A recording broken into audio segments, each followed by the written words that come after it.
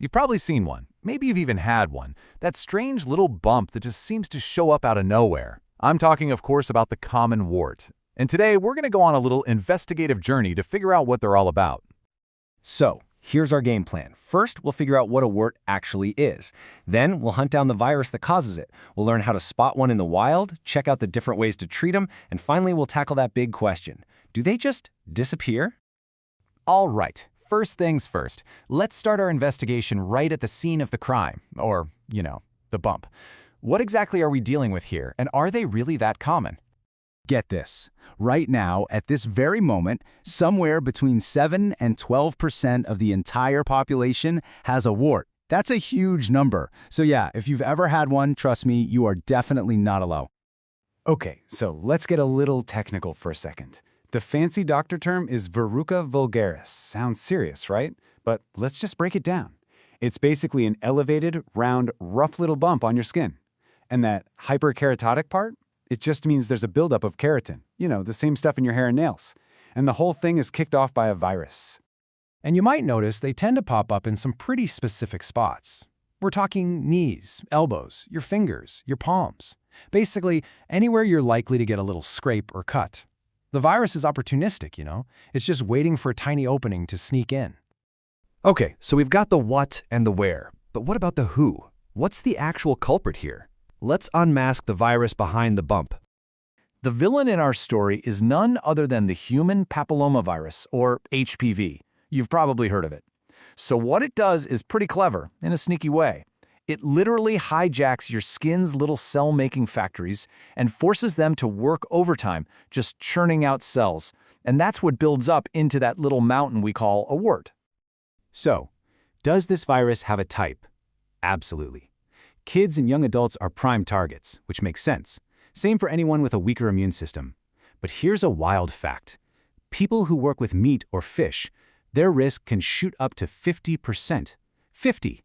And yeah, everyday things like biting your nails or being a swimmer can also open the door for the virus. Okay, we know our suspect, HPV. But how do you actually identify its handiwork out in the real world? This is where we get into the real detective work. The core investigation.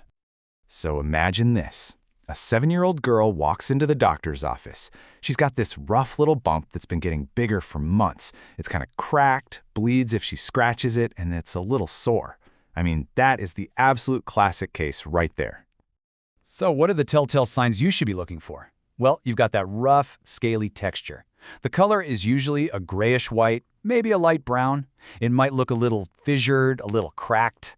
But here's the key. The one thing that's like a dead giveaway, the smoking gun if you will, are tiny little black dots on the surface. And what are those little black dots? This is so cool. They're not specks of dirt. They're actually tiny clotted blood vessels. Think about that.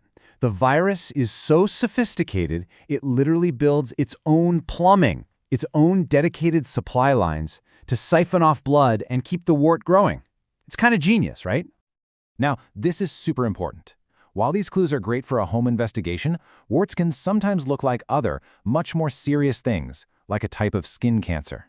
So, here's the deal. If you have a spot that looks weird, won't heal, or is growing fast, don't play doctor. Seriously, go see a professional and get it checked out. Better safe than sorry. All right, we've identified the target. Now, how do we take it down?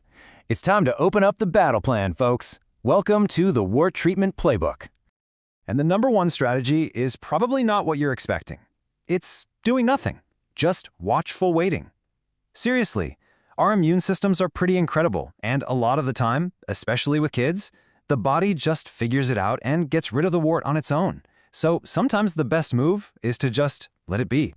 But okay, let's say you do want to treat it. The two big contenders, the first-line defenses, are salicylic acid and cryotherapy. On one side, you've got salicylic acid. You put it on every day, and it's got a pretty good success rate, up to 75%. On the other side, you've got cryotherapy. That's where they freeze it off with liquid nitrogen. It's a bit less successful, maybe around 40–50%. Both can be a little irritating, but the freezing, yeah, that can come with some blistering and pain.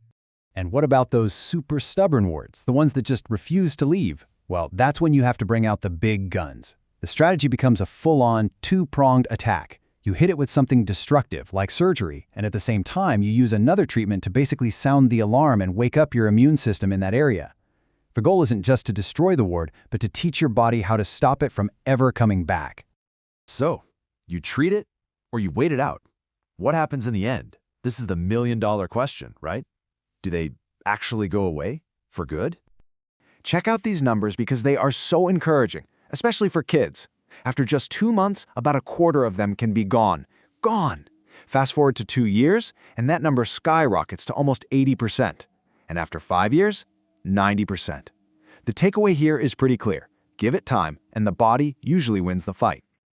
Okay, so while your body is waging this war, your job is to play defense. You want to stop the virus from spreading. And get this, it can even spread from one spot on your body to another. It's called auto-inoculation, like you're reinfecting yourself. So the prevention tips are super simple but super important. Stop biting your nails, dry off really well after you swim, try not to touch the wart, and use a separate towel just for that area. So in the end, a common wart is way more than just a little bump on your skin. It's really a window, a visible sign of this constant, invisible war going on inside of us between viruses and our immune system. And the most amazing part? Most of the time, our bodies win. It really makes you think, doesn't it? I mean, what other incredible, invisible battles is your body winning for you right this very second?